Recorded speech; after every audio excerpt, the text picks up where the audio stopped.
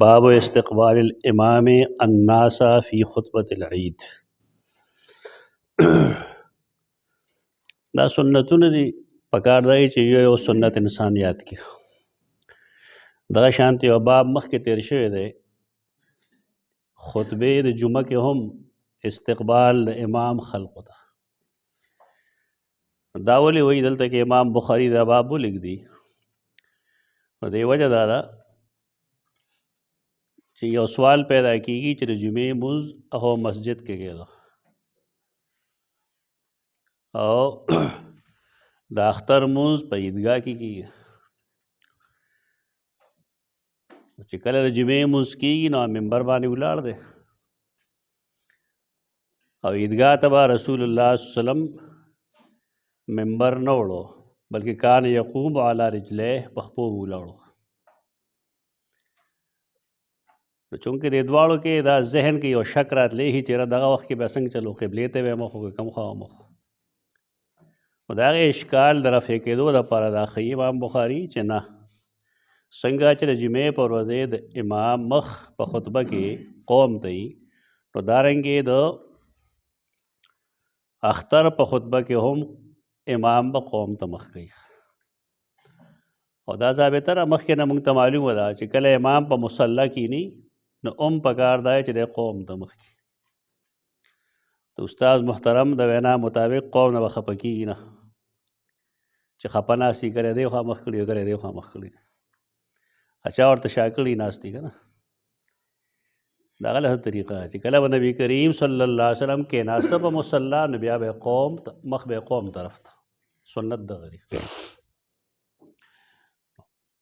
دومره دا خطبه د عید کې مونږ وویل چې منبر ونو نو دی کې دا نزله الفاظ به راځي. مخکې مونږ ویلي دي دغه چې راکوز شو نو دا مطلب نه دی چې رسول الله صلی الله علیه وسلم د اختر مونځ خطبه ګندې په منبر ویلې وه. لږ دنګ ځای باندې به ولاړو د دې لپاره چې خلق ورته هم ښکاري او دی هم خلکو ته ښکاري. خو د هغه ځای نه راکوزېدو دپاره الفاظ به د نزله استعمالېږي. بس مختصره حدیث دي. قال ابو سعید خدری فرمائی قام النبی صلی اللہ علیہ وسلم مقابل الناس. نو خلکو نه به خفه کېږو نه، بلکې بعضې صوفیه دا وایي چا چې شارحین دي که نه، بعضې تصوف دوه قسمه وي. یو هغه تصوف دی کوم چې صحیح تصوف دی، نوم کې جګړه نه کوو، نوم ثابت نه دی. خو بعضې صوفیه داسې دي چې نیکان دي، لکه ابن تیمیه هم صوفي دی، ابن قیم رحمه الله هم صوفي دی. مدارج السالکین چې کومه شرح هغه کړې هغه د تصوف د یو کتاب ده. خو هغه تصوف او دا تصوف دا دواړه جدا جدا دي. هغې ځان ته صوفي نه وایي نه تصوف ورته وایي، دا محض د اصطلاح په طور مونږ وایو چې ډېر عابد زاهد خلق و، متبعین سنت و علما و. تصوف هر صوفي ته بد رد مه وایه. بای صوفیه داسې دي چې نیکان خلق دی، زاهد او عابد دي. نو بای صوفیه خیال لای چې کله مونږ دغه شانتي ودرېږو لکه څنګه چې زموږ دا خلک ودرېږي، نو دې کې گویا کې تشابه راځي د خلقو سره چې د هغې نالګي د خپل قوم سره. خو د یو مسلمان سره محض نالګي کول دا جایز نه دی، او بیا مسلمان ته شا کول دا هم جایز نه دی. په دې وجه د رسول الله صلی الله علیه وسلم طریقه دا وه چې کله به هغه چا سره خبرې کوه نو پوره به یې سینه هغه طرف ته کوله. دا تکبر علامت و چې داسې به ناست و داسې به یې کړل یا به یې داسې کړل. یو خوا ضرورت یې خامخا چې سړی راغی ستا غوږ کې خبره کوي، جدا خبره ده. که نن چې کوم عام د علماو د صوفیاو یا د زهادو یا زموږ د غټایټو کوم سلوک دی دا ناجایز دی، غلط دی.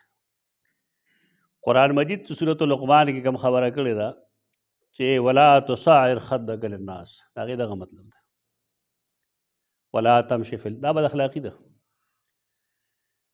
رسول الله صلی الله علیه وسلم چونکې د اخلاقو مرقه ده، نمونه ده، په دې وجه هغه دا چل کوي. د بعضې خلقو کار دی چې تا سره لاس ملاوئ نو داسې غونده وکړي، یا لاس کې به صحیح نو داسې لاس به درکړي. داسې خلکو سره لاس مه ملاوه، څه ضرورت. دا چونکې تکبر علامات دي. رسول الله صلی الله علیه وسلم خپل امتیان متواضع لیدل غواړي چې دې کې تواضع موجود دی. رسول الله صلی الله علیه وسلم د هغه د خبرو انداز هم دغه چې کله به خبرې کولې نو ډېر په دمه دمه به کولې. امام بخاری د سیدہ عائشہ رضی الله تعالی عنها یو حدیث بیان کړی دی مختلفو ځایونو کې چې سیدنا ابو هریره رضی الله تعالی عنہ راغی او ډېر په تلوار یې څه خبرې وکړې او سیدہ عائشہ د هغې مخاطب کړی وه. حدث بحدیث خبرې هم کېدی شي او حدیث هم کېدی شي. سیدہ عائشہ هغه وخت کې مونځ کو پرده کې وه، خیال د هغه دا و چې دی به اورېدلي بس لاړ. خو چې کله هغه لاړ دې مونځ کو نو کس یې راولېږه چې وګوره ابو هریره شته که تللی؟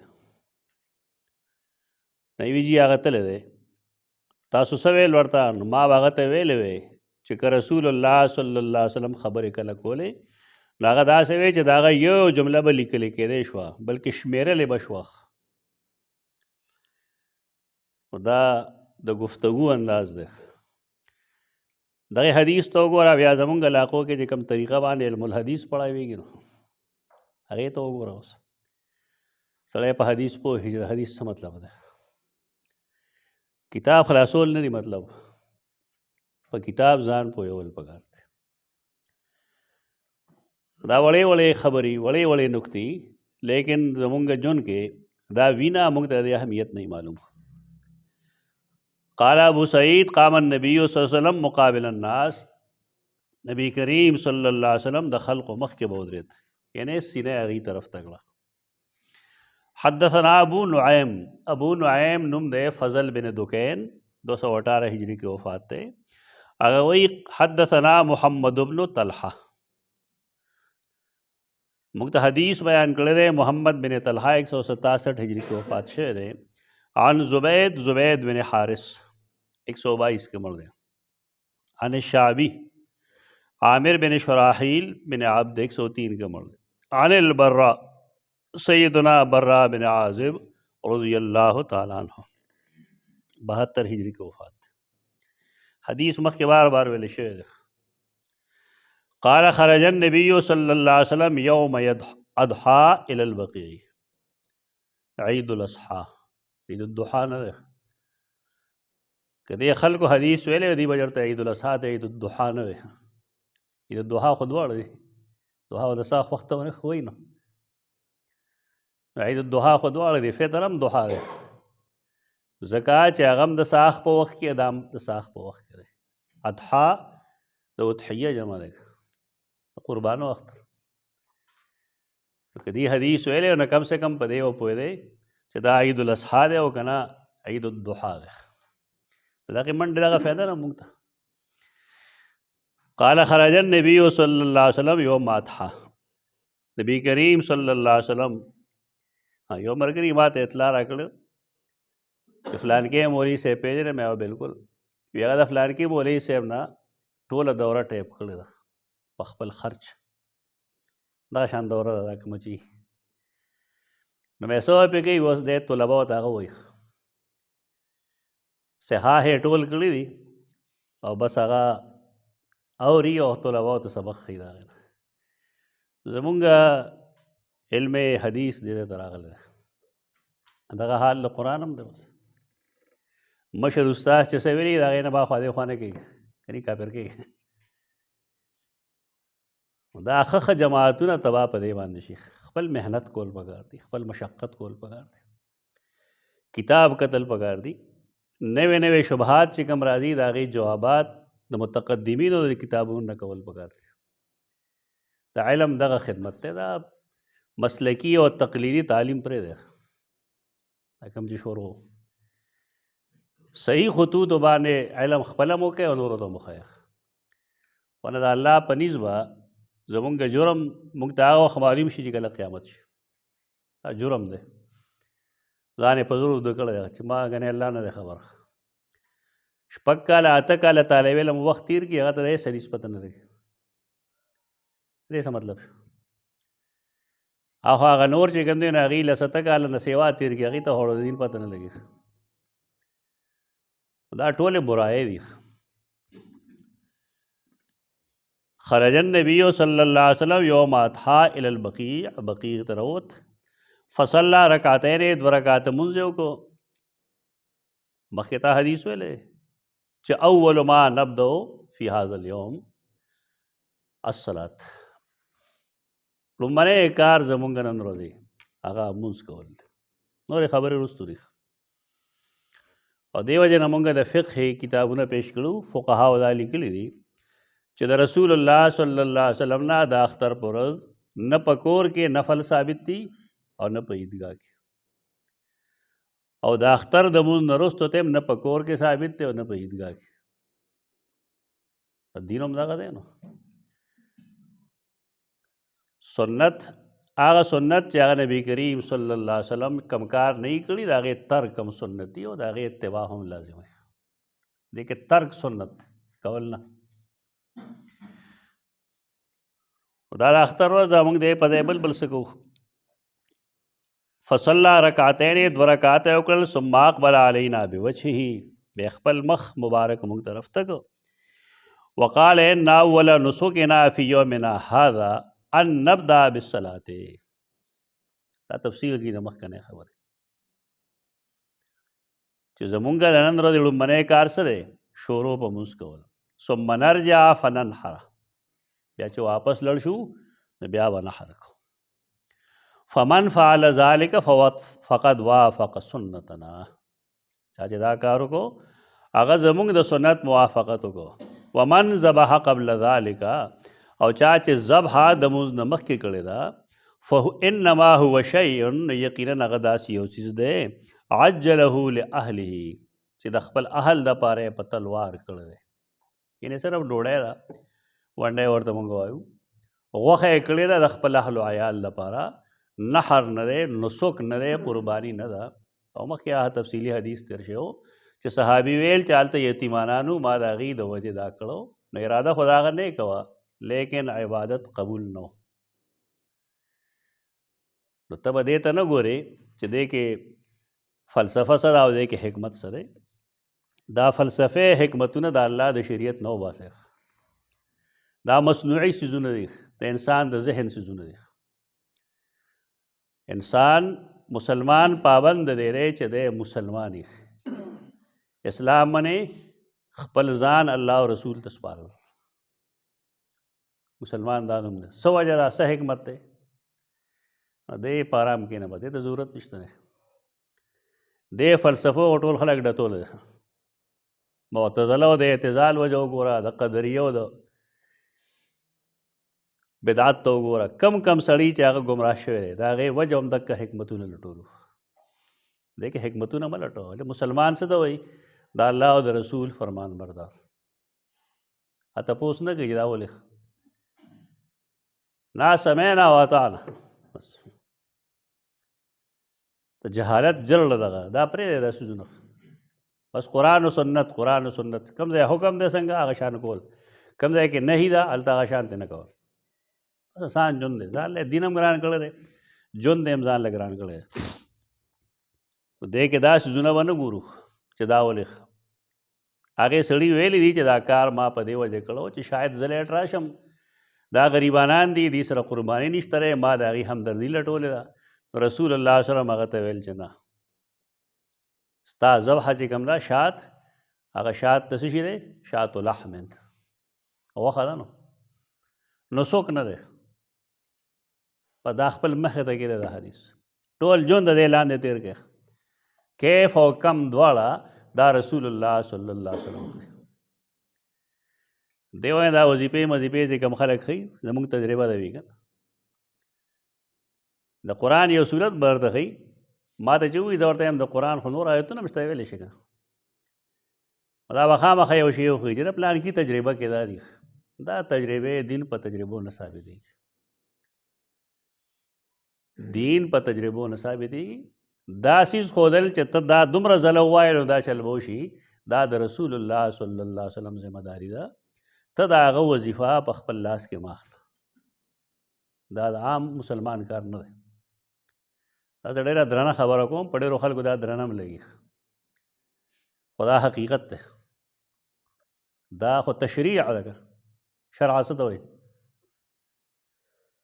یو لار جوړول دا یو لار ده چې دا فلان کې کار په دې طریقه کېږي نو سوال دا چې آیا دا طریقه د الله او د هغه د رسول الله او که نه د چا عالم تجربه ده په دین کې تجربات نه چلیږي هر سړی د خپله تجربه ځان سره کوي یو الحدیث عالم او همداسې کول ما سره به د هغه خبرې کېدې خلک 13 ورځو کې د خپل قول نه رجوع وکړه بلکې کتابونه چاپ کول چې د فلان کی عالم د فلان کی عالم وظایف ما ډېر تاسو ګوره الحدیث دی الحدیث خو تاسو څونه مني نه رسم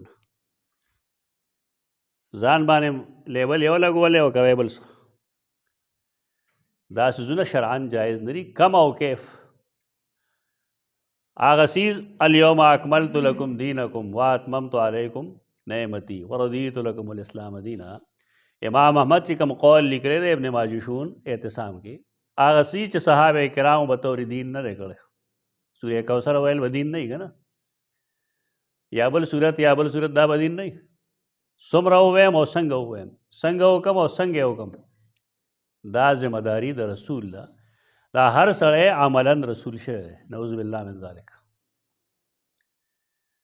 کم او کیف دواړه رسول الله صلی الله علیه وسلم خیخ دیکھې مو بیږي را بیږي د بیماری لپاره رسول الله صلی الله علیه وسلم موږ ته سورۃ الفاتحه ښودلې ده د سحر علاج یې موږ ته ښودلې دی معوذتین د عام شیاطین وغیرہ نه بچ کېدو لپاره موږ ته ښودلې ده آیت الکرسی وګورئ حدیث کتابونو کې څه دي معوذات هغه وګورئ دا کافي دي بس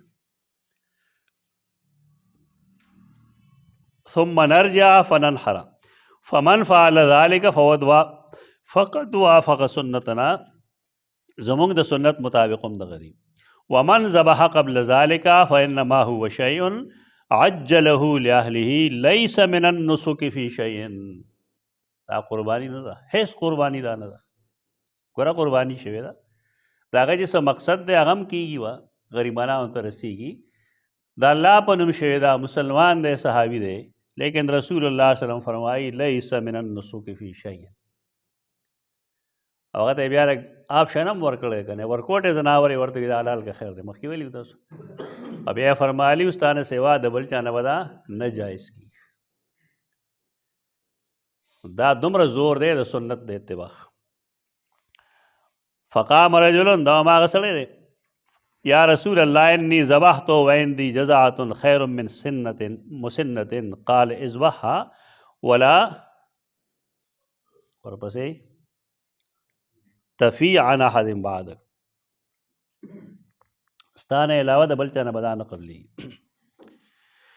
دلته کې ابن حجر اسقلانی رحمه الله لیکلی دی چې ان اعادة هذه الترجمة بعد ان تقدم نظیرها فی الجمعة لرفع احتمال من يتوهم ان العید یخالف الجمعة فی ذلك امام بخاری چې دا کوم باب دی که نه استقبال الامام د دې مقصد څه شی دی دا خو ترجمه دوباره وویله صرف مخکې د جمعې دپاره وه اوس د عیدینو دپاره ده نو هغه وایي چې کله چا وهم کې دا راځي چې یاره ګنې جمعه کې او په اختر کې به ګنې په دې مسله کې اختلاف وي نو دې کې اختلاف نشته دی د جمعې په ورځ چې څنګه امام قوم ته مخکې د ممبر د پاسه نو دارنګې د اختر په ورځ به هم قوم ته مخ کوي پوره مخ کوي وخت دا جدا خبره ده وان استقبال الامام فی الجمعة یکون ضروریا لکونه یخطب علی منبر بخلاف العید فانه یخطب فیه علی رجلیه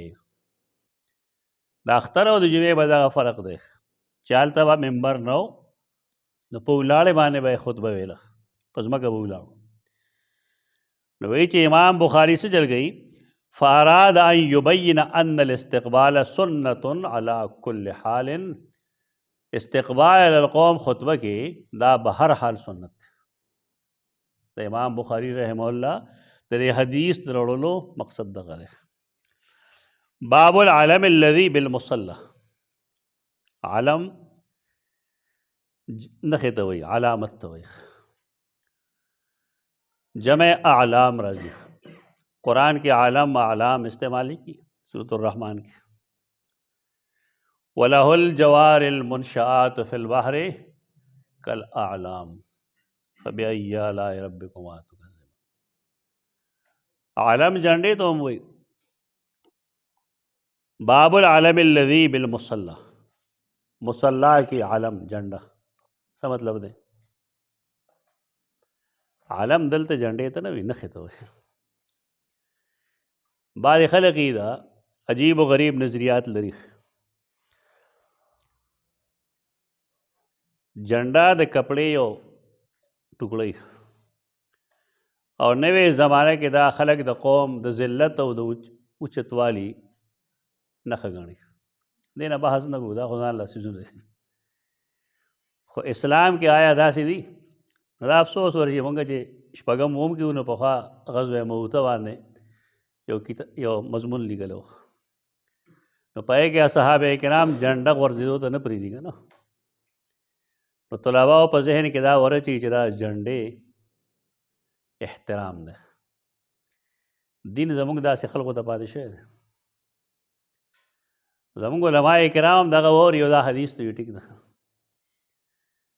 نور سوال ته کې عقل نه چلی، کوم ځای چې د عقل چلو ضرورت یې هلته نه چلی، او چې کوم ځای نه وي نو هلته به چلی. اول خو دا چې د رسول الله صلی الله علیه وسلم جھنډا د کوم رنګ وه؟ مختلف. ځکه هغې سره خو د وجود د سطر د پټولو لپاره کپړې نه وي، د جھنډې لپاره کپړه کوم ځای نه پیدا کړي. د دې وجې نه اکثره بیشتر د سیده عایشه رضی الله عنها لوپټه هغه به د هر رنګ وه، که سپینه به وه، که توره به وه، که زیړه به وه، اکثره بیشتر به جھنډه د هغې وه. هغه دا وجه نبي کریم صلی الله علیه وسلم سره نږدې وه، د هغه بیبي ده، نور څه وجه نشته په هغې کې. هغې زمانه کې جھنډا چې کوم وه هغه 10 به 10 جنګ به و، جنګ به و 10 به 10. نو چې د مجاهد نه جھنډه وغورځېده نو د هغې جمګټه ختمه شوه. مجاهدین اوس د خپلو ملګرو امداد نشي کولی. لرنیو مجاهدینو ته پته نه لګي چې زمونږ مرکز کم دی. اصل شی یې پټ کړی دی، جهاد ته دهشتګردي وایي که نه، هغه یې پټ کړی دی او دی ورته ذهن کې ور اچولی دي. اسلام کې د کپړو احترام نه وي. او دا کومه چې وایي که نه چې دا برګه بروږه چې ښکارېږي دا د چا جھنډه ده؟ دا زمونږ د پاک رسول الله جھنډه ده. سوال دا و چې په هغې داسې نښې وې، دا خو داسې دي که نه زیبرا په شان دي، یعنې هغه داسې وي، دا خو داسې دي. دا سیاسي بحثونو ته نه ځو، خو په اسلام کې د جھنډې دغه احترامات نشته، دا کوم چې زموږ خلکو ورکړی دی. اوس خو تاسو هم جوړه کړې ده که نه، د پاسه هم پرې آیتونه هم لیکلي. عجیب و غریب کار ده. دا مولانا حسین علي رحمه الله چې څه ویلي ډېر ټیک ټاک و. هغه ورته ویل جماعت مواد مه جوړوئ، ځای بس کار وکړئ، د قرآن و سنت کار وکړئ او تنظیم کې مه ورننوځئ. ځکه تجربه ده چې چا تنظیم جوړ کړی دی هغه آخر کې فتنه شي، او بیا د حق پرستۍ نوم صحیح هغه تنظیم بس. مونږ مخ دغې څیز سره هر جماعت چې کوم دی دې مصیبت کې گرفتار شوی، کار نه کوي څوک، نه د الله د دین کار کېږي، نه د رسول الله صلی الله علیه وسلم د سنت کار کېږي، نه څه داسې څیزونه راځي چې هغې ته تحقیقي ووایي، هغې ته ریسرچ وویلی شي، نه داسې کېږي چې د چا باطل پرست د کتاب رد شي، داسې هم نه کېږي چې د چا د حق پرست د کتاب تایید ولیکلی شي یا مزید شبهات دي د هغې جوابات وکړی شي. دغه نشته دی. بس هغه زوړ لکیر کا فقیر دی، بس خپل کتاب خرڅوه. پخوا به خلکو ویل یو جماعت پسې چې کتاب بیچ کر پیسے کمانا تم کو آتا ہے. یو کتابي که نه په هغې اعتراض وشي نو چې بل ایډیشن کې راځي هغه د هغې له ترتیب بدل کړي. ای پکې ټول مواد دي خو ترتیب یې بدل، پاسه یې به لیکلي جدید اضافوں کے ساتھ. مثال لایې کتاب تاسو ته ما ویلي دلته کې ما د هغې جواب هم لیکلی اتوار په ورځ. یو سړي دلته یو کتاب یې یو 3 هفتې پروت ما یې تپوس وی اصل یې ښه دی وي دې کې ما نښې یې ته دغه وګوره میسې وکړه وي جواب یې وکړه مې دا خو ټایم غواړي ما وړو مې کوت هغه ډېره غلطۍ وې په کتاب کې. خو ما ته افسوس په دې وشو چې لومبني ډاکټر شیر علي شاه صاحب په هغې رحمت الله تعالی علیه تقریض لیکل. هغه څه لیکلي وو چې ما چونکې د مولانا سمیع الحق رحمه الله تقریض کتلی دی او زما یقین دی چې هغه به صحیح کتلی. دا تقریض ده. سمیع الحق صاحب پې لیکلی چې چونکې دا کتاب د فلانکي زره نگراني لیکلی شوی دی نو ممکن نه چې دا ډېر مزیداري صحیح. تاسو ټول به دغه جذباتیان یې چې پلانکي پسندیده فرموده ده، پسند فرموده ده. دی لګیا یې دا ډغرې وهی د دې ډغرو نه ځان وباسئ. دا پسندید فرموده یو څه دا هېڅ نه دي. کتاب کې دننه څه دي، څه شی دی پکې. هغه ټول کتاب چې ما وکوتو والله العظیم ما ته دومره افسوس چېرې نه دی شوی څومره چې هغې کتاب کتو باندې شو. دې دوه وجې وې. یو وجه دا چې په هغې کې د انسو تعویضونه وو د 120 د سیوا. یو وجه دغه وه. او دویمه وجه دا وه چې سیم ټو سیم هم دغه کتاب و خدایو برای طالبین طلبا و او هغه بل برای طالبات بالکل مواد یو. استاد څه خیال څه مطلب دی؟ پیسې یې ګټل دي که دین خدمت کوي؟ دا حال دی زمونږ د خلکو. دا تنظیمونه منظمونه ټول بې فایدې څیز دی. بس صرف تلل دي، ناسته ده، چندې کول دي، خپله لویي بیانول او د بل سپکه کول او چیس کول او بس برخاستن خبره ختمه شوه. په دې کې ودغه دي نو دا څیزونه نه دي په کار. کني دغه قسمه خلک به راځي او دا قسمه خبرې به کوي مونږ ته چې د جنډې تعریفات به مونږ ته دی. رسول الله صلی الله علیه وسلم د سیده عایشه کمره کې دیوال باندې کپړه ولیدله. څه وی ورته عایشه کپړې دې لپاره نه دي چې مونږ د دیوالونو ته اغوندو. دا زمونږ دین نه دی. دې ووټونو کې یا د ووټونو نه مخکې وروستو په دې بینرو څومره خرچې کېږي؟ پې ته بې شمېره که دا کوم ځای نه پوره کېږي بیا؟ دا زما او ستا نه پوره کېږي نه. سرمن خو زمونږ وځي. هر څوک چې کوي دا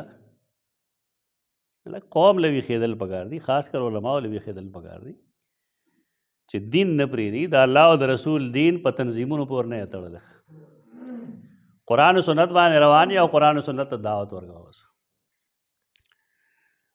باب العالم الذي بالمصلى اصل کې دا وه چې د نبی کریم صلی الله علیه وسلم د مسجد مخې ته کومه ځمکه وه نو هغه ځمکه ډېره وه نو په هغې کې رسول الله صلی الله علیه وسلم یو ځای خاص کړه چې مونځ به دې ځای کې کوو. نو هغې باندې ډېر وروستو چا څه نښه لګولې ده. هلته څه کورونه هم جوړ شوي دي. دا حدیثو کې د عبدالله بن عباس ته پوره تفصیل کوي په دې کې.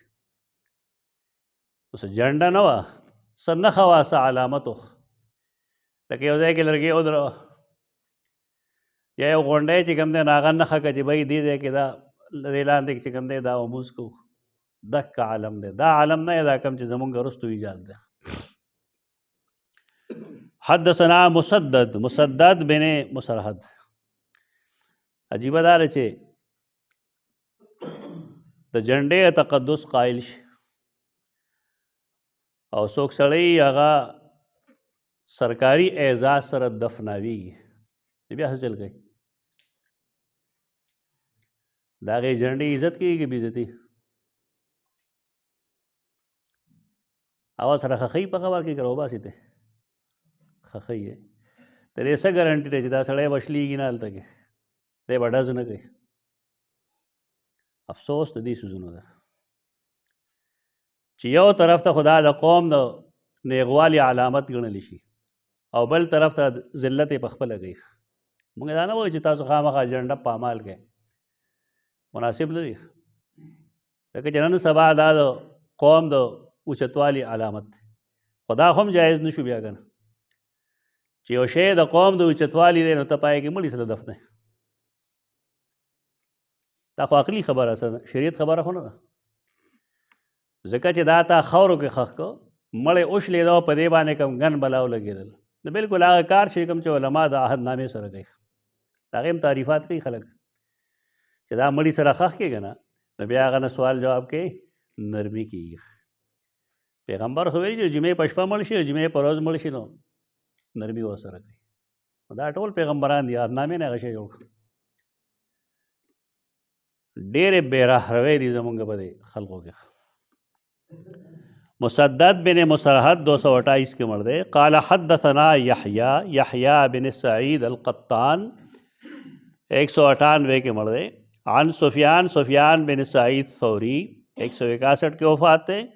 اغوی حدثنی عبد الرحمن بن عابس بن ربیعہ نخعی کوفی 119 کی وفات ہے. قال سمعت ابن عباس قیل له سیدنا عبداللہ ابن عباس رضی اللہ عنہما وفات 67 ہجری دے ما داغنا اوریدلیو اگر نه تپوس کړی شو قیل له هغه ته ویل شو اشهدت العید مع النبی صلی الله علیه وسلم آیا تا د نبی کریم صلی الله علیه وسلم سره د اختر مونځ کړی چرته کې حاضر شوی وي لکه دی د 9 کال چې رسول الله صلی الله علیه وسلم وفات کېدو. قال نعم غویل او ولولا مکانی من الصغر ما شهدت ولولا مکانی ما شهدت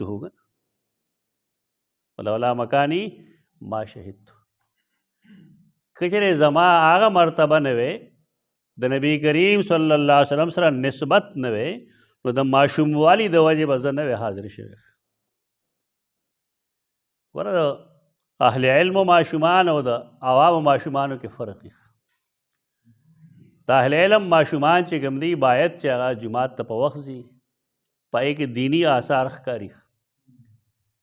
عبداللہ ابن عباس چې کوم دی هغه داسې سړی دی چې هغه وایي چونکې زما د نبی کریم صلی الله علیه وسلم سره یو خاص نسبت دی. هغه نسبت څه شی دی؟ هغه زما زه د هغه د تره زوی یم، زما د تره زوی دی.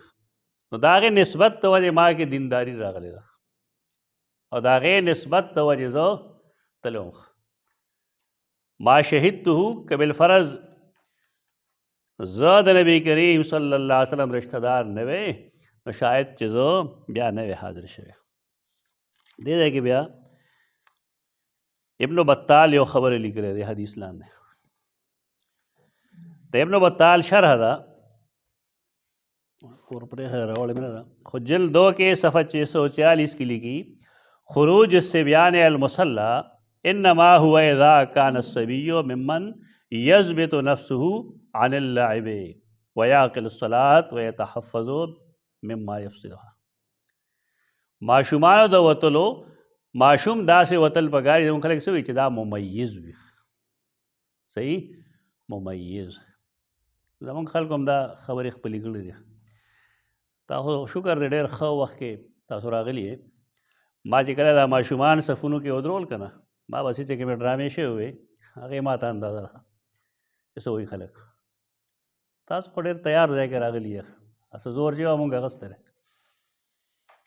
د دې خو هر څیز باندې اعتراض یې بلکې ما پسې کتابونه راوړي چې امرت سره مونځ نه کېږي. پای ما بحث کړی دی مخکې ولې نه کېږي. دا قنداریانو فقه ده نو د کوفې فقه خو دا نه ده. دا قسمه خبرې دا ډېرې شوي دي مونږ پسې. بیا زمونږ یو ملګری و حضرت طاهر جمال صاحب حضرت جمال صاحب دی الله وبخي د هغه زوی نو هغه امرت پرستي باندې بیا زما یو تقریر و هغې نه یو مضمون جوړ کړو هغه چاپ کړی مونږ ولې چاپ کړی و امرت پرستي. دا لیکلی هم دې دپاره و چې دا الزام رفع شي. لګوي خلک الزامات خو دا چا نه وولي دا کوم چې اوس خلک وایي خروج الصبیان المصلی. نو دی دا وایي چې هغه سړی د وځي جومات ته هغه ماشوم دی راشي چې هغه په پاک او په پلیت پوهېږي. دا ډېر لګیا عجیبه عجیبه عذرونه پیش کوي چې دا ماشومان د کور نه راشي که نه چې دلته هم یو و سارې والې مونږ جومات کې سبق خو دا به سارې ډېر طبیعت ښه ما ورته ویلې د دې ماشومانو پته نه لګي که نه د شپې پیشاب نه کړی نو څوک یې پاکوي نه نو دغه شان به راغلي. نو ما یې د شکونو خو علاج نشته ته یې وښایه چې دا شی داسې دی موږ بیا پاک کړو.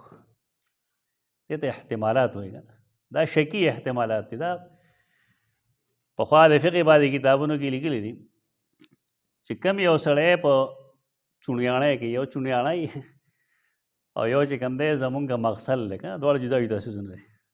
ما ځکه هغه پښتنو لفظ وایم چونیاڼی کې چې څوک اودس کوي که نه هغه ته د شک مرض پیدا کېږي. چونیاڼی هغې ګنده ځای ته وایي چې هلته سړی بول براس کوي او هغه وځي نه چېرته.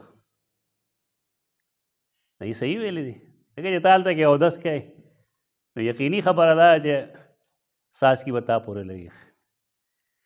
یو سړي ډېره موده مخکې اوس هم شاید چېرته هغه په میډیا کې یو تقریر کړی دی یو سړي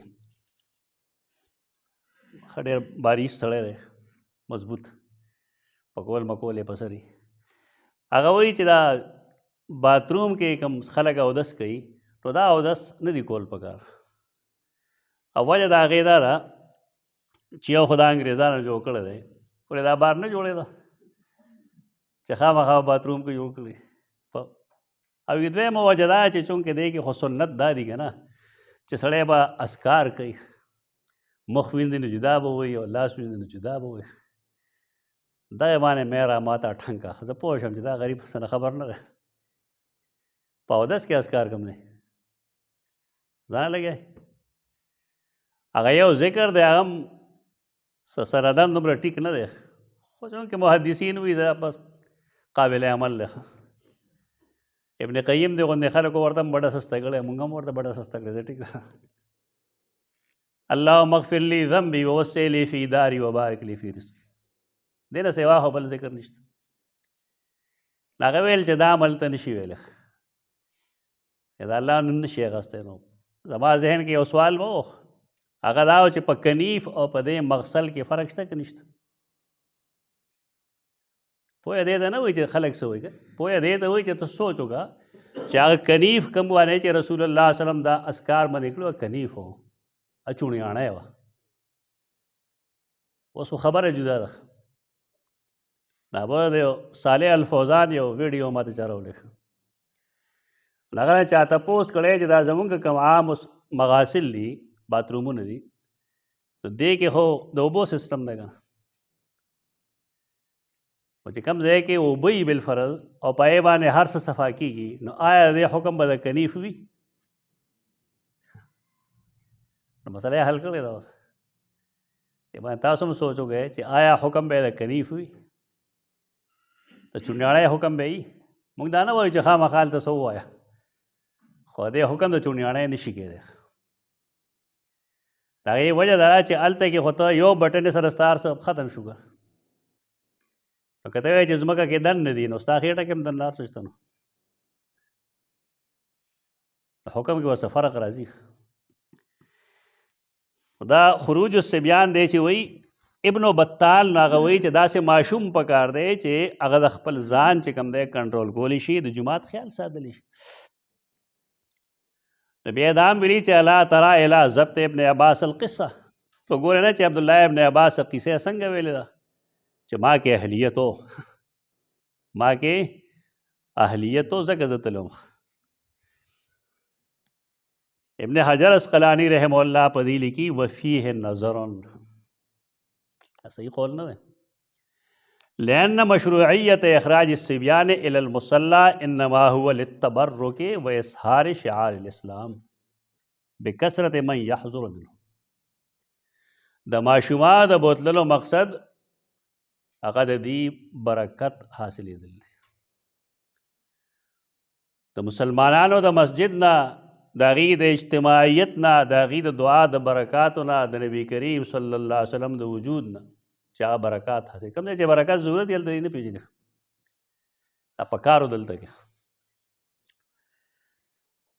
د هغې دلیل سره داسې بیپر کې نه وړاوئ. ولذلک شرع للحیض کما سیاتی مخکې تا ویلي دي چې د منسې زنانه به هم بوتلی که نه نکته باندې ته پوه شوې د منسې زنانه څه له بوتلی مونځ لی بوتلی هم دغې دپاره یې بوتلی چې برکت د جمع دي ته حاصل شي. غیر مسلمو ته یهود و نصاراو ته د مسلمانانو د کثرت پته ولګي دا لوی سړی کله کله داسې کمزورې خبرې وشي یو خبره به وروسته بل هم راځي زه به ښیم درته انشاءالله خو دا قسمه خبرې قبلول نه وي پکار ډېر په ادب او په احترام باندې د هغې نه ځان وښکل پکار دی چې نه رسول الله صلی الله علیه وسلم هغه چې امامه ځان سره بوتلې وه دا څومره وه سیده امامه د هغه نوسۍ چې وه هغه هغه لاس کې اخیستې وه حسن او حسین چې وو هغې خړپو سې ګولې خبره دا ده چې هر ځای کې د رسول سنت به خپلی نو علماو تجربې ځان سره کېده پکار به شي استاد محترم به ویل داشته به کار آید اگر چې سر مار باشد فارسی متل دی به ځان سره یې کېده پکار به شي اگر که د مار سر وي ابا داشته به دی داشته وي داشته به کار آید اگر چې سر مار باشد هغه و لطیفه سړي هر ځای کې ویسه لطیفه لټوله د بار کیف کې دی عالم خبره ده لیکن د رسول الله صلی الله علیه وسلم عمل د دې خلاف دی موږ عالم ته څه نه وایو په دغه خبره مو وکړه چې هغه څه ویل نه ټیک دی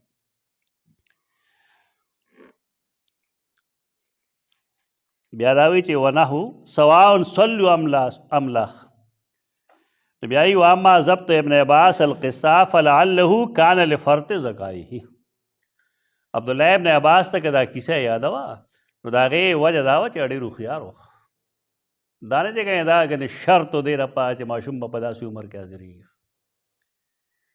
دا محض په احتمالاتو باندې مسله نه ثابتېږي چې دا چل به یو دا چل به یو دا چل به باب موعظة الامام النساء یوم العید ایک سپات ہے حدیث حتی اتل علم الذي عند دار کثیر ابن سلط دا کور د کثیر بن سلط د نبی کریم صلی الله علیه وسلم په زمانه کې نو جوړ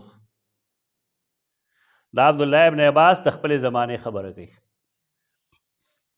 یعنی کم شاګرد ته چې وي نو هغه ته وایي چې نبی کریم صلی الله علیه وسلم د کثیر بن سلط د کور خواله راغی دکلته کې هغه عالم و لکه موږ چېرته بازار ته لاړ شو یو علاقې ته لاړ شو موږ وایو پخوا دا شی داسې نه و که نه داسې و دې ځای کې پلانې شو دې ځای پلانې شو دا هغه خبره ده عالم ملم نشته دغلته کې خو یو نښه وه هلته کې به دې لګولې وای باندې سره به یې مونځ کوو نو هغې شاګرد ته وایي چې دا کثیر بن سلط کور چې کوم دی که نه هغې له راغې دا هغه د وفات نه وروستو خبرې کوي ثم خطبا نو بیا یې خطبه وویله ثم اتى النساء بیا رسول الله صلی الله علیه وسلم زنانه و خواله راغی ومعه بلال او هغه سره بلال رسول الله صلی الله علیه وسلم چې راغی نه ابن حجر لیکي یشعر بان النساء کن علی حدة من الرجال غیر مختلطات دینه بالکل واضح ده چې زنانات د نارینهو سره ګډې وډې نه وي دا په کوي ایجوکیشن دلالت نه کوي دا غلط استدلال کوي خلک بالکل جدا وي ځکه راغی هغې خواله وما هو بلال کسی لیکي فیه ان الادب فی مخاطبة النساء فی الموعظه دې کې خو یو دا دی چې زنانو ته د تعلیم او تربیت د نارینو په مقابله کې ډېر ضرورت دی نو پکار دا چې د هغې خواله څوک لاړ شي ورته خبر وکړي لکه غمونو کې ته وګوره دا ویر به سړي کم کوي خو ښځې به ډېرې کوي اوس پکار دی چې یو مشر لاړ شي او هغې ته هلته واعظ و نصیحت وکړي د رسول الله صلی الله علیه وسلم فرامین ورته وریاد کړي د قرآن کریم آیتونه ورته وریاد کړي چې قرآن په داسې موقع باندې موږ ته څه ویلي نو دا له هغې چې په خلقو کې څوک پوهه سړی خوږي که نه او دویم دا چې ښځې مسلمانانې خوږي که نه هغه د نوم مسلمانان دي او د ښځو اسلام چې کوم دی د سړو نه بالکل جدا دی د هغې ځان له یو مستقل فقه ده فقه النساء چې سړی ولټوي د هغې عجیبه عجیبه څیزونه به پکې راشي چې دا چل داسې او دا چل داسې او مازدیګر دا چل کېږي او ماښام دا چل کېږي چې څوک د کور نه لړ شي د هغه جامې به نه وینځي بیا هغه چې کوم دی مړ کېږي د هغه کمره به نه جارو کوي دا فقه النساء ډېر لږ کېږي چې په دې باندې د هر علاقې فقه جدا مرتب شي او دا معلومه شي چې دا رقم دی نه دي جوړې کړي. ډېر عجیب و غریب څیزونه ته به خبر هم نه خپل کور کې درته کښېنه مور سره یا نیا سره خبرې ته زده کړه تا ته پته ولګي چې د هغې دین د نارینه او د دین نه بلکل جدا ده. ډېر غیر شرعي څیزونه دا کم خلک چې جدید علوم کوي که نه هغې دپاره دی ډېر مواد دي پکار دی چې په دې باندې کار وکړي. فقه النساء د زنانه او عقاید صحیح په دې باب کې ډېر عجیب و غریب څیزونه دي.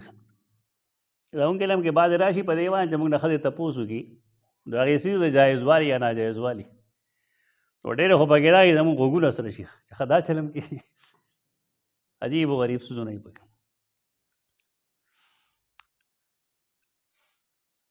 نو دې کې دا سوچ وکړه چې نبی کریم صلی الله علیه وسلم د هغې خواله ولیدې هغې خطبه نه ده اورېدلې اورېدلې ده خو دې باندې اهمیت ثابتوي چې دې د جدا خطاب لایق دي هغې نه راځي دی ول ځي او بل لا چې ادب دی کې بل دا دی چې ټول صحابه نه ځي بلال رضی الله عنه دی ورسره او د هغې وروستو حدیث کې به راځي چې رسول الله صلی الله علیه وسلم د هغه لاس نه امسا جوړه کړې وه هغه ته ضرورت و دې خبرې خامخا د ښځو جمګټې ته د هر مولوي صاحب دننه نه ورننوځي پوه ډېر عجیب و غریب دا دی کې عجیبه عجیبه کیسې دي. یو دلته کې مړ شوی دی اوس غالبا هغه د قرات مدرسه وه او اکثر ورته قاریات وو نو آخري انټرویو به صاحب اخیستله نو د هغه ضابطه دا وه چې زنانه به د هغه مخکې کله او ګریوان کښېني ځکه چې هغه یې تپوس کوي چې قاف د دې ځای نه خېږي که د دې ځای نه خېږي ګوته بږدي هلته دا حالت دی زموږ په دې وجاړې کې خوشحالېږي یعنې زمونږ عملي لحاظ سره موږ دې ځای طرف ورځېدلي یو او دا د بیا د قاریانو یا د علماو د سپکاوي باعث هم دغه خلک شي چې قاف کم ځای نه ادا کېږي دې ځای نه ادا کېږي دې ځای نه ادا کېږي دې ځای نه ادا کېږي په خولې ورته ووایه که نه چې خوله کې دا کم ځای نه د ژبې د جړې نه ادا کېږي د حلق د ادنا نه ادا کېږي اوسط نه ادا کېږي دا یې پر الفاظ نشته. قرات خو نوم د دې دی چې هغې کې هر یو څیز ته یې لیکي چې اقصای حلق او ادنای حلق او فلان فلان فلان نو څه ضرورت دی چې د یو ماشومې په مرۍ باندې ته ګوته کړې دا خامخا دا خبث باطني اظهار ده. نو خامخا د زنانو منځ ته تلو کوشش دا نوی نسل هو ختم د غریبانو په کار دا چې د هغې مخنیوی وشي ځکه چې هر چا سره خښته له لاس کې که نه موبایل د فتنې بنیاد دکه دی خپل ماشومان نه یوازې بل ماشومان هم مه پرېږدئ دې څیزونو ته خپل هم مزه ده تلو څه شان دي چې سیر چېرته لاړ شي ډېر داسې روجي به وخورې ته چې ستا په خیال یې کې به هېڅ نه وي خو د شپې په 3 بجې کې پکې زنانه بربنډې ګډې شوي خلکو له چې د غلا کې مې چلونه ورځي که نه داسې خوراکونه د هغې نه ځان ساتل پکار دي اجتناب پکار دي څه فسق و فجور له ترقي ورکوي دا ټول څیزونه د دې اندر خلیفي ان لا فی مخاطبة النساء او الله یستر من الرجال الا من تدعو الحاج الیه من شاهد ونحوه لأن بلالا كان خادم النبي صلی الله علیه وسلم ومتولی قبض الصدق بلال کته د هغې وجه دا وه چې یو خدا و چې د نبی کریم صلی الله علیه وسلم خادم و رسول الله صلی الله علیه وسلم د هغه لاس نه کونټۍ جوړه کړې وه په هغې تللی او دویمه خبره دا وه چې صدقات په کم راتلل نو پیغمبر خو جولی کې نه شو نیوی لکه نوټ موټ خو نه و که نه خو د غوږ والی ده د خپې څه شی ده پیګړه ده ګوته ده یو سري بل سري خامخا بلال به یې لپاره جولی وړه دا دلیل نه دی دې خبرې چې هر سړی دې ورنه نوځي دې کې د ډېر احتیاط ضرورت دی.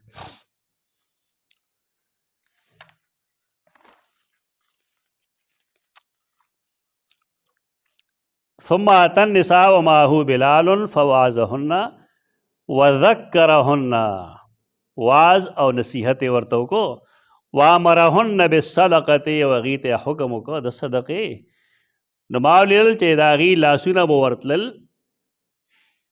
او ښکته کول به یې لاسونه پورته کول به یې لاسونه او ویشتل به هغه په ثواب د بلال کې یعنې چا ګوته پورې هغې ته متوجه شوی دی نو هغه راغلي او د بلال په کپړه کې ورغورځوي څوک د غوږ نه روباسي څوک د خپې نه روباسي ثم انطلقا هو وبلال الى بیته بیا رسول الله صلی الله علیه وسلم او بلال کور ته لاړل باب موعظة الامام النساء یوم العید واعظ و نصیحت د امام ښځو ته د اختر پر ورځ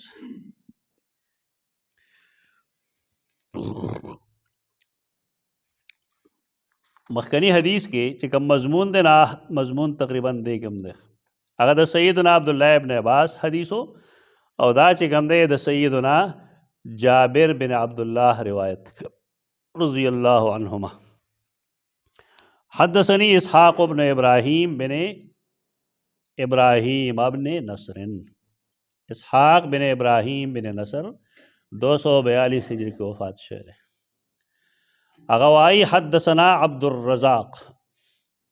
الرزاق بن حمام کم چې د مصنف عبد الرزاق مصنف دی 211 ہجری قال حدثنا ابن جریج نو عبد الملک بن عبدالعزیز دی مخکم تیر شوی دی مدلس هم دی لیکن د تدلیس خطره نشته ځکه حدیث کې راځي قال اخبرني عطا عن جابر عن نه وی هغه اخبرني وی تدلیس خطره نشته عبد الملک بن عبدالعزیز 150 کې مړ دی قال اخبرني عطا بن ابی رباح وفات 114 کې عن جابر بن عبداللہ د سیدنا جابر بن عبداللہ رضی اللہ عنہما پلار او زوی دام صحابه دي هغه وی سمعته یقولو عطا وی چې ما د جابر نه اورېدلي ویل یې قام النبی صلی الله علیه وسلم دا جابر بن عبداللہ چې کوم دی دا من اهل بیعت الرضوان د فطر پر ورځ وی یوم الفطر فصلی قام النبی صلی الله علیه وسلم یوم الفطر فصلی نبی کریم صلی الله علیه وسلم درلو کی اختر پر ورځ ودرېد مونږ یې وکړو فبدا بالصلاة ثم خطبا هغې کې هم هغه چلو کو ابتدا یې د مونځ نه وکړه خطبه یې وروسته وویله فلما فرغا نزله د دې نظره نه بعد خلک دا استدلال کیږي ګنې په ممبر ولاړو ممبر نه و د خاورې ډبو په هغې ولاړو په دمه غوندې راکوز شو کله چې فارغ شو راکوز شو فاتن نساء نو زنانه خواله راغی فذکرهن نو هغې ته نصیحت وکړو وهو یتوکل علی ید بلال او د سیدنا بلال په لاس باندې تکیا والی وه وبلال باسط ثوبه او بلال خورون کې او د خپلې کپړې ثوب نه دلته مراد ټولې کپړې نه دي صادر ده څه چل کو پای کې یلقی فیه النساء الصدقه زنانه او پای کې صدقه ورغورځوله دا ګور ورځ د اختر ده که نه کم اختر دی ورکوټ او هغه سوی صدقه پکې ورغورځوله د ابن جریج سوال شک پیدا شو چې دا صدقه فطر خو نه وه چېرته کې یا موقع مناسبت سره چې دی اختر وړوکې او مونځ پسې او صدقې لفظ دی ووی نو د اختر په ورځ به ګنې صدقې فطر نو دی علاقې کې خلک وایي داسې مونږ سره بحثونه شوي د خلکو په دې دا مسله مونږ مخکې ټول نه واضح کړې ده الله په فضل چې صدقه فطر به د اختر د مونځ نه مخکې ورکولی شي په دې ډېرو خلکو جنګونه کړي دي مونږ سره زما یو مختصر کتاب و احکام عیدین هغې دا ټول مسایل مونږ جمع کړي وو او دا په دې وجه جمع کړي وو چې دا اوس هم دغه رواج دی چې خلک د صدقه فطر د مونځ نه وروسته غونډوي اوس هم غونډوي نو دا صدقه د فطر نه ده ځکه چې نبی کریم صلی الله علیه وسلم د طریقې خلاف ده په دې غاړه نه خلاصېږي رسول الله صلی الله علیه وسلم صحابه کرام به دا د دې ټایم نه مخکې ورکوله چونکې مسنون په دې کې جنس ورکول لیک دغه بحثونه پرې پیسې میسې جنس دی کې مسنون دی اوس په نورو خبرو نه پوهېږو هغه جنس به صحابه کرامو د نور خطو نه مخکې کوو او د هغې سبب چې کوم دی حدیث کې دا راځي دې دپاره چې اوږي او غریبانان خلک موږ سره د اختر په خوشحالو کې شریک شي دا خو د جنس په شکل کې ممکن ده نو دا نور څیزونه خو ټول اجتهاداً جایز وي پیسې میسې هغه اجتهاداً جایز وي نور خو شرعاً دا یې څه نصاً خو دا یې څه شی نشته دی ځکه چې یو سړي ته دغه وخت کې بالفرض د اختر په ورځ سهار کې وله پیسې ورکړه یو 2 لک روپۍ وله ورکړه هغه که کور درک نه وي بالفرض جامې یې نه وي اغوستي ځان له سپلی یې نه وي اغوستي نو څه چل وکړی دی دا ګڼ مسایل پیدا کوي چې کله داسې ځای کې اجتهاد وکړی شي چې هلته کې نس موجود دی نو بیا هغه اجتهاد به ډېر څه ګړبړ اجتهاد وي او ډېر په عجیبه عجیبه طریقو بیا ثابت دی نو ښه څیز چې که نه په دې کې هغه جنس ورکول دي ځکه سنت هم دغه دي نو صحابه کرام به جنس ورکو او دې وجې نه د بلال ضرورت و چې هغه کپړه اوږده کړي او هغه جنس دغه وخت کې څه شی دی بیا حاجي دا څیزونه دي لیکن دلته کې په دې حدیث کې دا کوم چې مونږ وایو نو په دې کې ابن جریج ته دوکه هم دقه لګېدلې ده چې دا صدقه فطر خو نه وخت ځکه تپوس کوي فلما فرغا قلت لعطاء نو ما عطا ته ووې زکات یوم الفطر موږ چې سرسایه وایو که نه دې ته وایي زکات یوم الفطر زکات څه ته وایي صفایه ته وایي دا چې کوم دی صدقه فطر دې ته زکات یوم الفطر په دې وجه وایي چې زمونږ روزهدارو په روزو کې کم کمی راشي نا کمی په دې پوره کېږي بل څه وجه نشته دی زکات یوم الفطر قال له هغه ویل نه دا زکات یوم الفطر نه دی کم کسان چې دې نه استدلال کړي نه هغوی له الله ویلم ورپسې پکار دی چې قال له ولكن صدقة يتصدقن حينئذ دا یو صدقه و بس صدقه لفظ قرآن و حدیث کې مشترک لفظ دی په یو څیز ځان پوهېږې بس دا ټول مسایل به حل شي درته هغه دا دی چې دا کوم زمونږ اصطلاحاتي فرض واجب سنت نوافل وغیرہ دا اصطلاحات د رستو د علماء اجتهادات دي د رسول الله صلی الله علیه وسلم هغه په څیزونو کې دا فرض واجب یا دا قسمه څیزونه اصطلاح د هغې نه ثابت پس خو سیده ساده مسلمانانو دا کار وکړه ولې رسول الله صلی الله علیه وسلم کړی او دا کار مه کوه ولې رسول الله صلی الله علیه وسلم یا منع کړی یا نه دی کړی بدکه اسلم لاړه او صدقه مونږ هغې ته وایو خپله ژبه کې چې هغه ګندې نفل یې خو که قرآن دا وایي چې انما الصدقات للفقراء والمساکین نه ته به څه وایې بیا اوس هلته معنی زکات کې نو قرآن و حدیث کې که فرض زکات وي او که هغه نفل وي او که هغه صدقه د فطر وي او هر څه چې دې ټول د صدقه وایي و دې وجه دا چې دا اصطلاحات د رستو پیداوار دی د نبي کریم صلی الله علیه وسلم د دا قسمه څیزونه نه دي ثابت دلته کې دا صدقه هغه ده کوم ته چې مونږ نفلي صدقه وایو خیرات چې ورته په خپله ژبه کې وایو د اصطلاح په فرق چې سړی نه پوهېږي نو هغه د ډېرې غلطو بیا شکار شي ولکن صدقة یتصدقن په دین په کتابونو کې د حدیث په کتابونو کې منخ ته هم صدقه وایي خیر خیرات ته هم صدقه وایي او زکات ته هم صدقه وایي دا یو مشترک لفظ دی هلته بیا لیکن دا صدقه وه دغه وخت پې هغې صدقه کوله تلقي فتخها ویلقینا فتخ دا غټې ګوتمې ته وایي دا ډېرې غټې غټې دي ملنګان او چولي باید ځوانان او مچولي دا ټوله ګوتې وله پټه کړي غریبان دی لوی شی یې جوړې دا فتخ دی اصلا فتح به هغه چې هغه چا به یې په خپه کې اچول هغه ډېره غټه وه د لاس هغې ته چې کوم دی څه وایي فتح ورته نه وایي هغې ته خاتم وایي البته لاس کې چې دومره غټی چې هغه د خپې امرۍ نه یې ته فتح وایي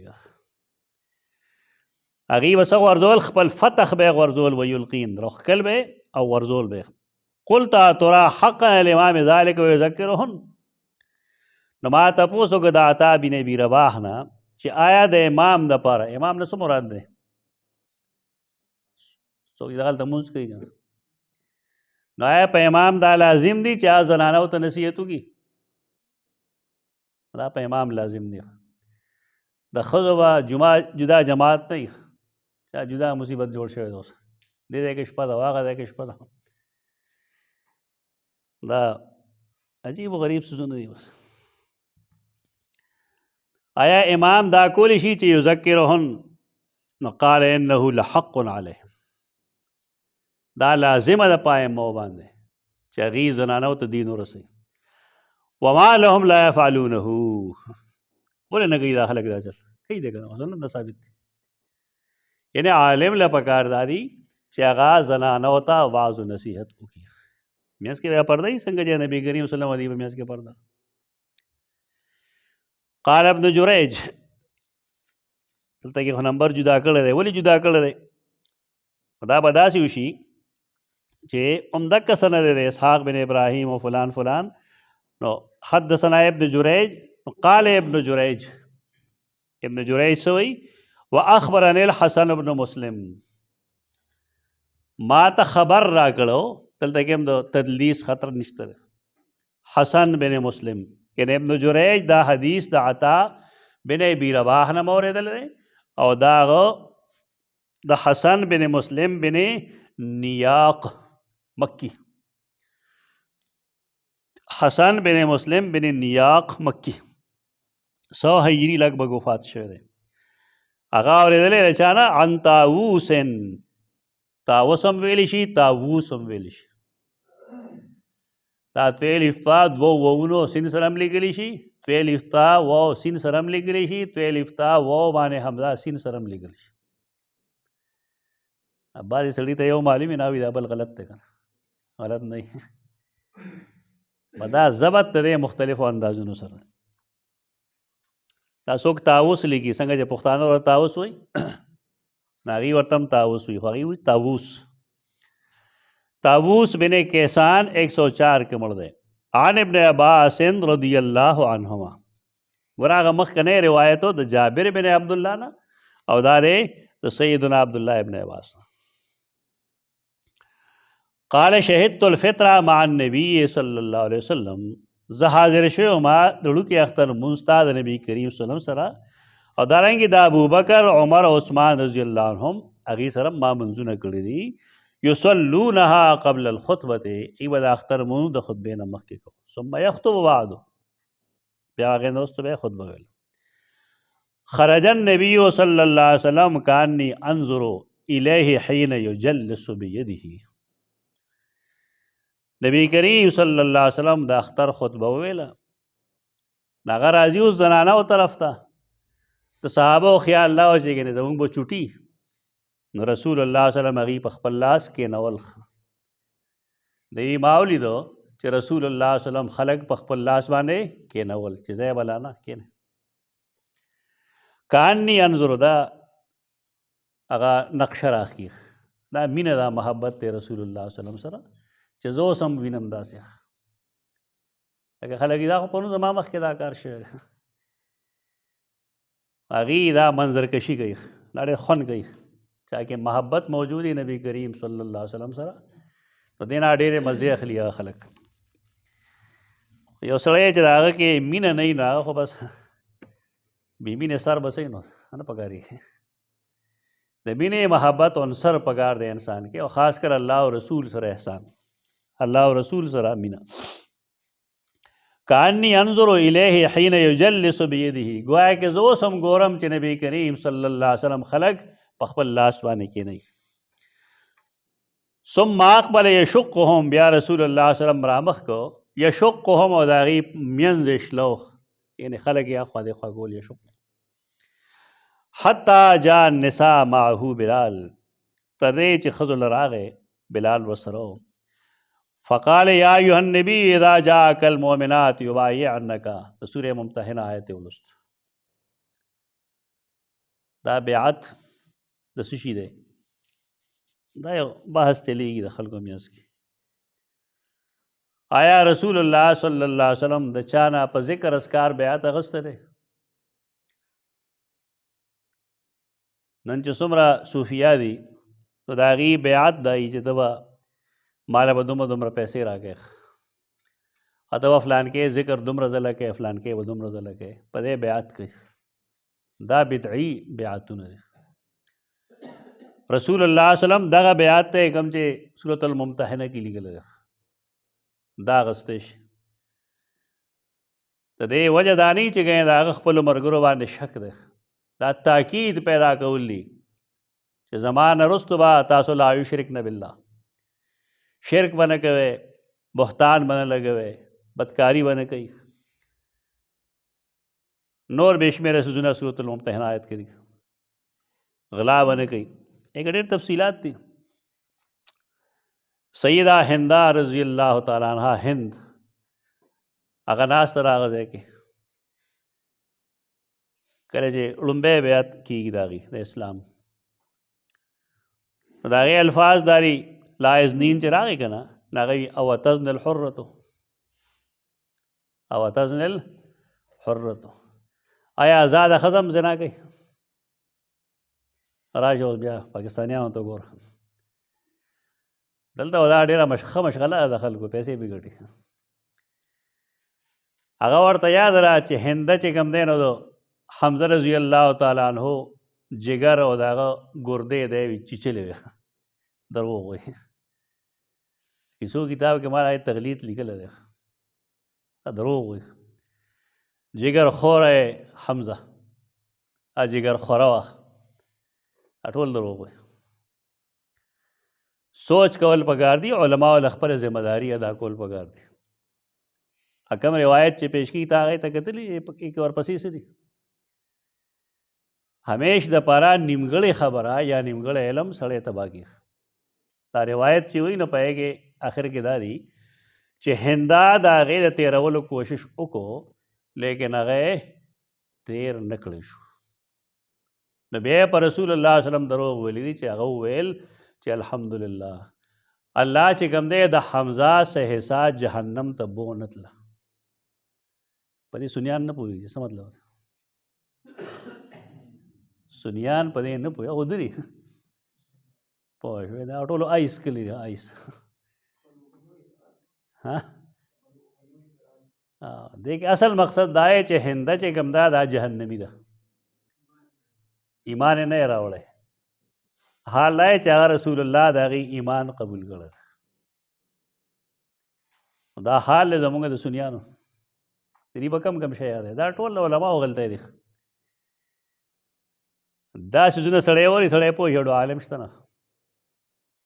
دا اوس جنګیالان خلک جمع کړی دی بس جنګونو چې څوک یې ته عالم نه وي نه مناظر عالم وي، علم جدا څیز دی. اصل مقصد دا هغې دا دی چې هندا کافره ثابته کړي. نو دغلته د خلکو نه غیرت وځي چې هنده خو د نبي کریم صلی الله علیه وسلم خواښې هم ده که نه، خواښې نه ده. رمله بنت ابي سفیان، ام حبیبه بنت ابي سفیان رضی الله عنها د هغې مور ده. نو که بالفرض هغې شرک کړی دی، کفر یې کړی دی، د رسول الله صلی الله علیه وسلم په ایمان راوړلو باندې هغه هر څه ختم شو که ختم نه شو؟ الاسلام یا الایمان یهدم ما کان قبله، ایمان چې سړی یا ښځه راوړي چې څه مخکې شوي ټول ختم شو. چې کله معاف کړي شي نو بیا هغې دپاره دا قسمه خبرې کول دا جایز نه وي، دا ناجایز کارونه دي، حرام کارونه دي.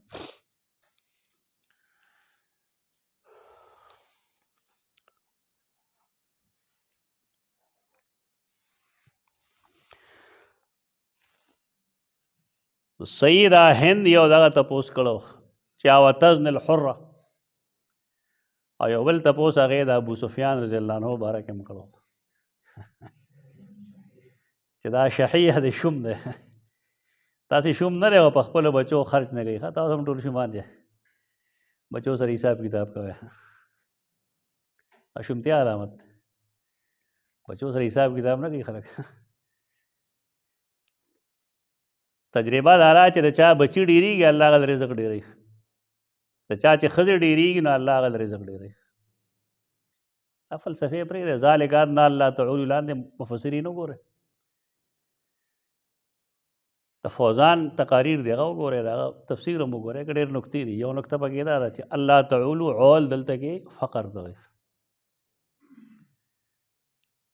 تاسو ښځې ډېرې وکړئ نکاحونه ډېر وکړئ د دې فایده به دا وي چې تاسو به غریبانان کېږئ نه الله وعده ده خلک وایي غربت راځي غربت نه راځي چې څومره کسان ډېرېږي نو به ځان سره خپل رزق راوړي که به نه راوړي نه ته یې ورله ورکوي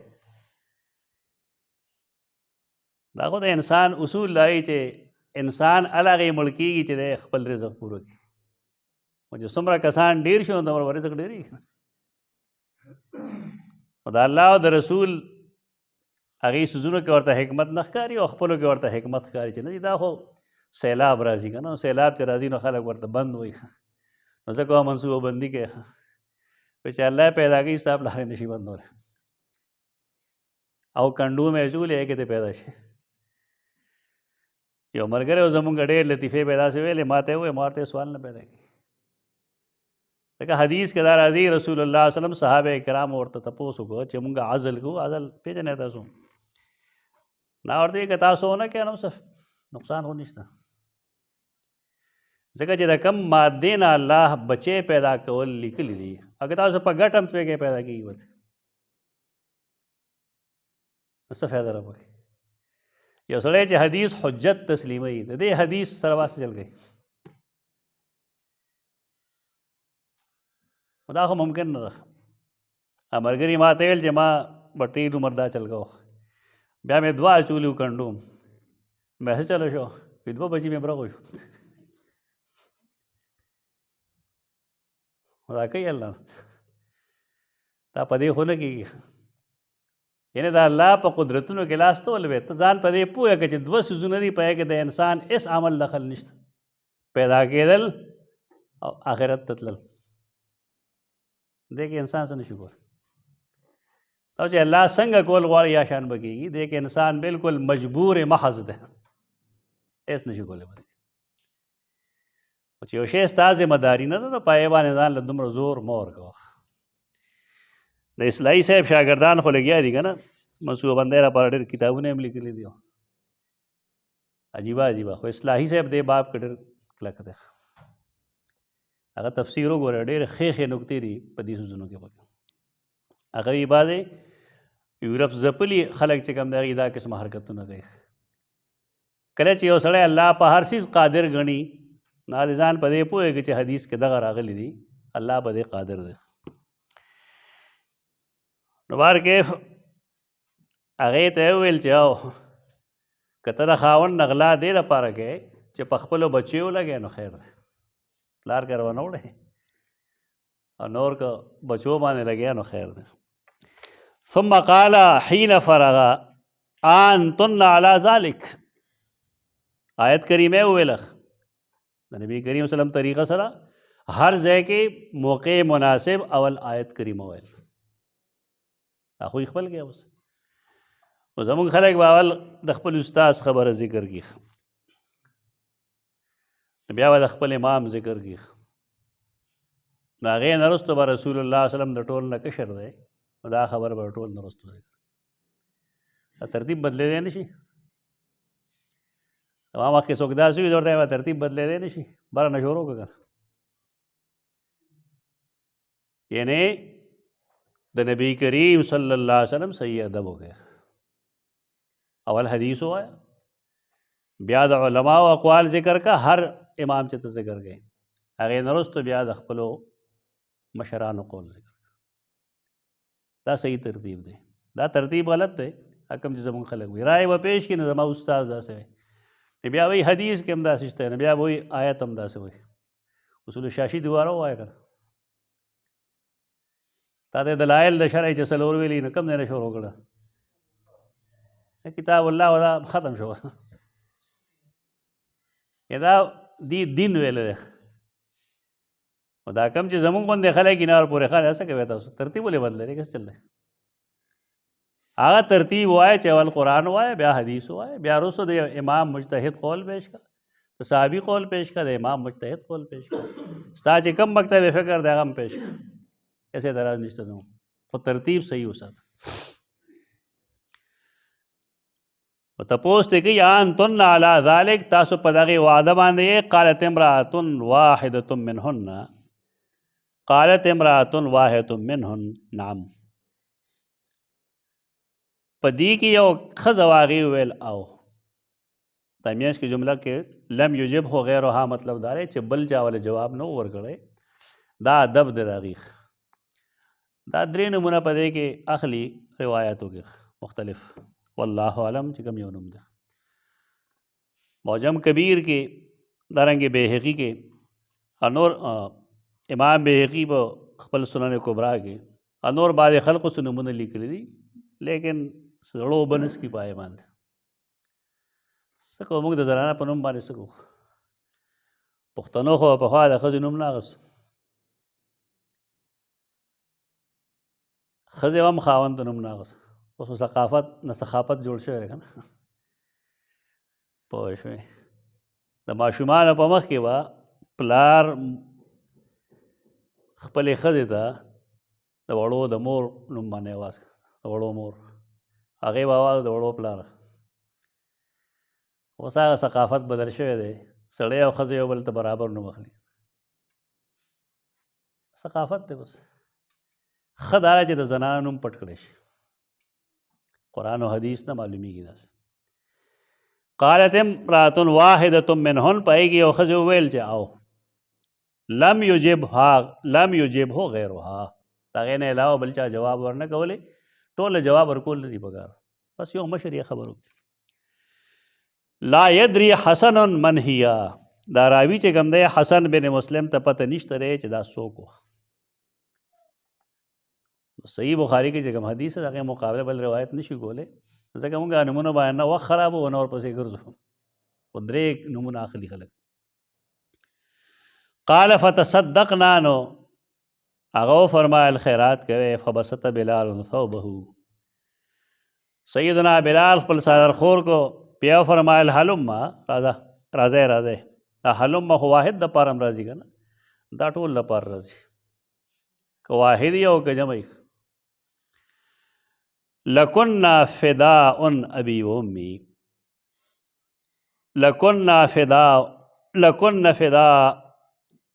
ابي وامي زما پلار او مور چې کوم دی هغه د قربان شي فیلقین الفتخ والخواتیم فی ثوب بلال ای به ورزول خپل فتخ غټې ګوتې وړې ګوتمې د بلال په جامه کې قال عبدالرزاق الفتخ الخواتیم العظام کانت فی الجاهلیه دلته کې یو جمله لیکلې ده په فیض الباری کې زه نه پوهېږم چې د هغې فایده به صحیح خو دلته کې د حدیث سره قال عبدالرزاق لیکلی دی که نه عبدالرزاق وایي چې فتخ چې کوم دی دا خواتیم عظام دي غټې غټې ګوتمې دي جاهلیت کې وې ده یو خو دا چې هغه زوړ جاهلیت بیا شروع شوی دی باید سړو ګوتمې جوړي دومره غټې غټې دا جاهلیت هغه آثار اوس هم ښکاري بله کتاب کې چې لیکلي هغه دا دي چې تر امام احمد تر زمانې پورې به خلکو مرفوع احادیث موقوف روایات فتوی دا ټول یو ځای لیکلي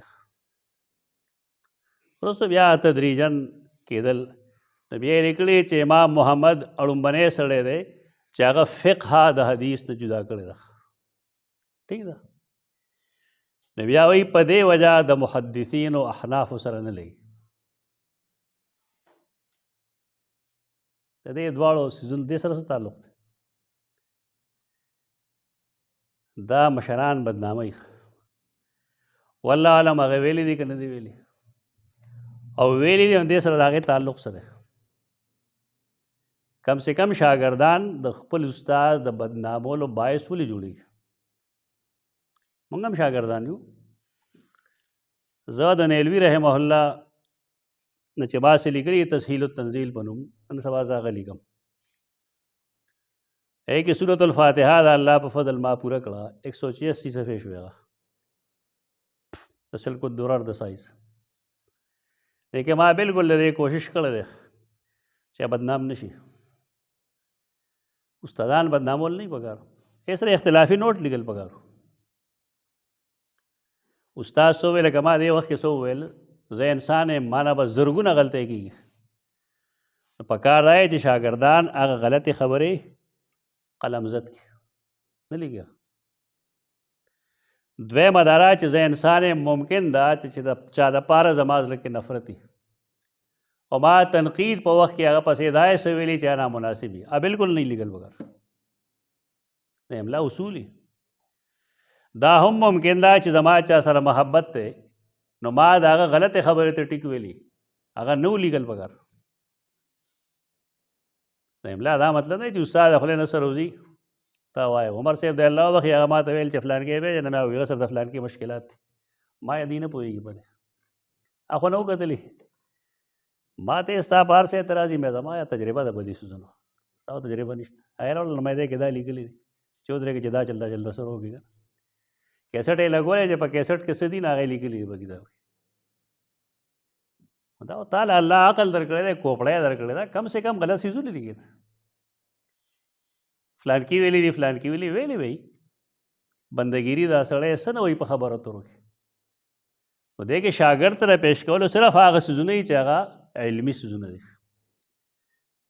ګپ شپ لګول، چا پسې کنځلې کول، بد رد ویل دا کراول نه دي پکار درس کې چې راشي. او کرالل نه شاګرد له دې لیکل یا خورول نه دي پکار، دا اصول زده کول پکار دي.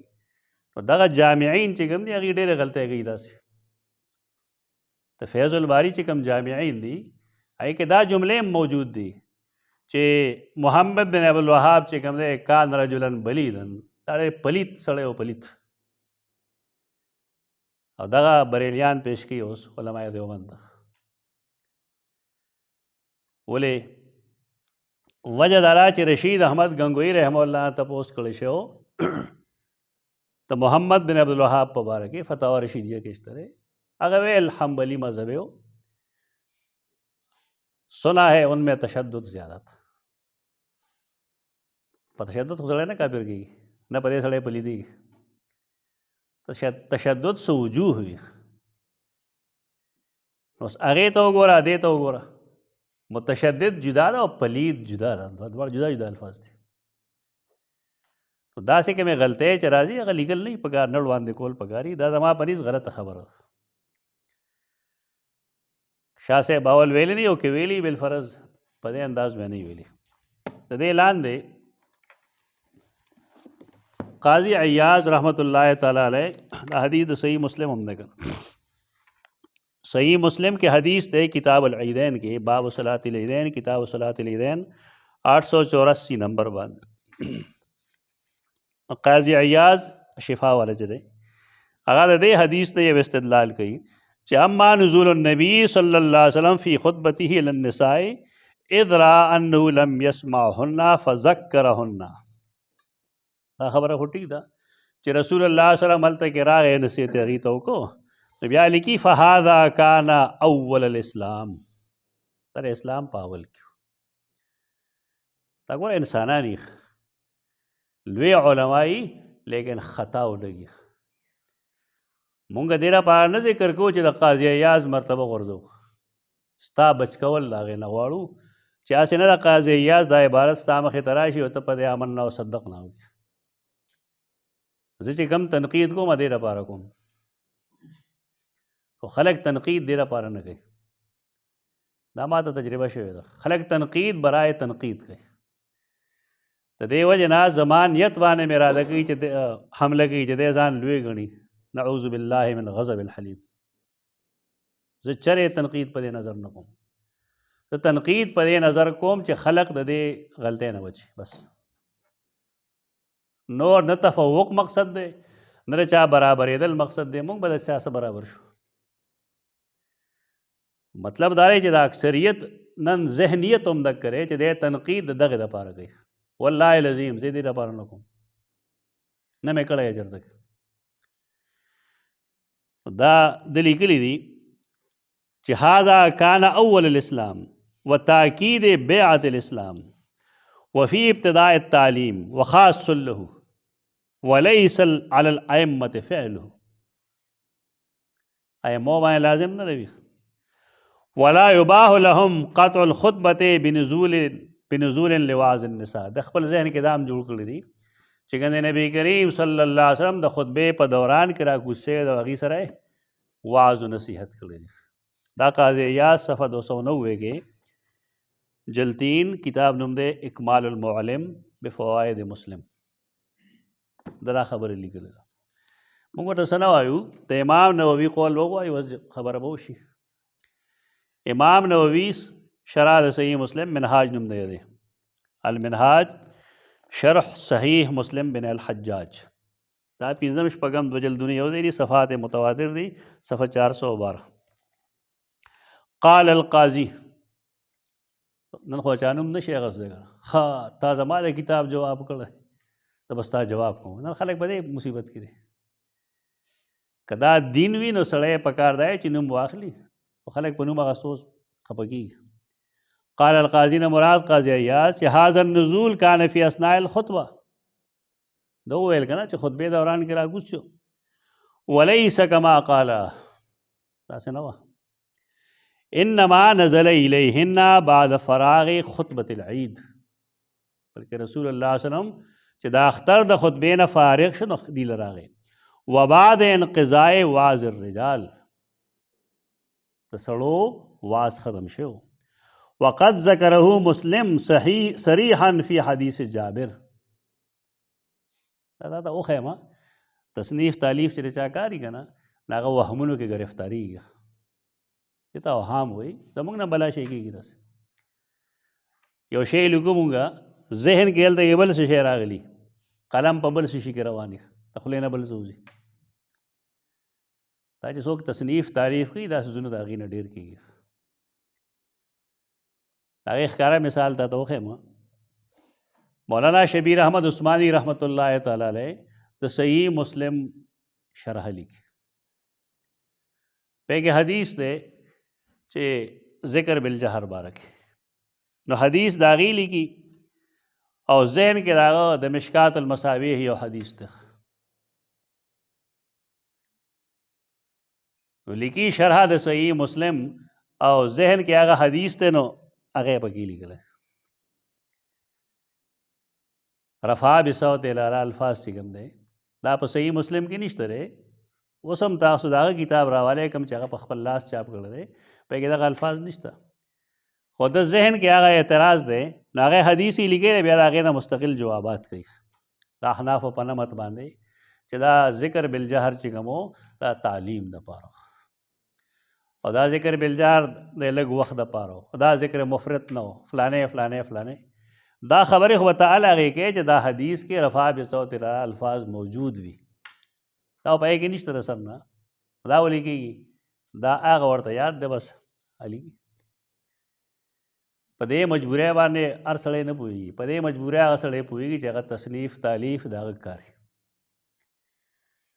دا مونږ چې دا خبرې کوو دا په دې بنیاد نه کوو چې مونږ یې بېزتي کوو، مونږ تا ته وایو چې دلته کې دا خطا شوی دی غریب.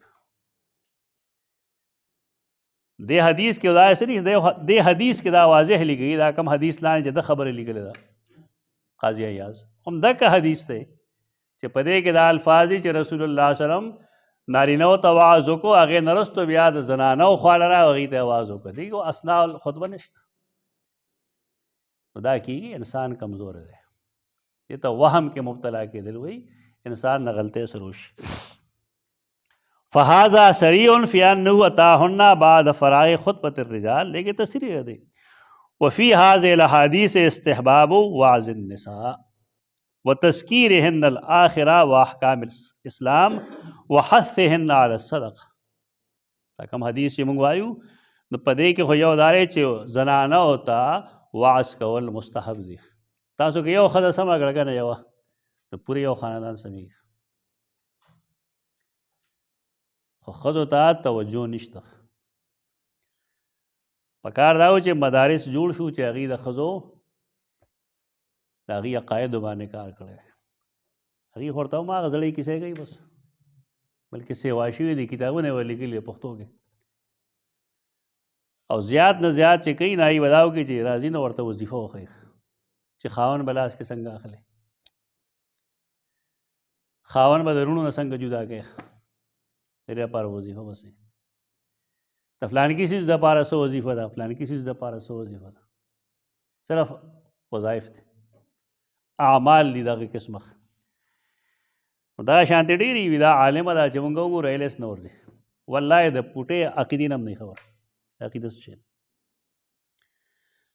دې روزو کې یو ځای شوی و زما کورواله سره یو ډاکټر سره چې راغلی وایي چې السلام علیکم ډېر په سور سار کې وعلیکم سلام وایي وایي چې زما د سدیس سره خبرې شوي دي پرون او بل ورځ پوه بیا غولغه پاړی ویله زما کوروالی یې تپوس کوي چې سدیس له پښتو ورځي تا سره خبرې کړي بس په هغې وغور اخیستلی چې تاسو خبرې ته غوږ نه ږدئ داسې قسمه دا فتنې دي دا ټول راځي د مدرسو صاحبانو څه ورته ښایي نو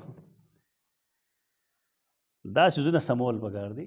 یو زنانه که سمه شو یوې زنانې سره پوره یو خاندان سمیږي لکه دا به سبا ودیږي د یو بچي راځي خاوند به یې لیورونه به یې دا ټول سمېدی شي په دې یو ښځه باندې لیکن دې طرف ته چا خیال نه دی. دا مستحب خبره ده. دارنګې هغې ته آخرت ور یادول و احکام الاسلام د اسلام احکام یادوي ښه وظیفې نه وحثهن علی الصدقه او دا به کله کوي د آواز و نصیحت اذا لم یترتب علی ذلک مفسده چې په دې باندې څه د فساد خطر نه وي. که بالفرض د واعظ ته یې رهي چې یاره څه مسله جوړېږي یا موعوظ چې کوم دی چاته نصیحت کولی شي هغه څه فتنه کې مبتلا کېږي نو بیا د هغې نه ځان بچ کول فرض دي.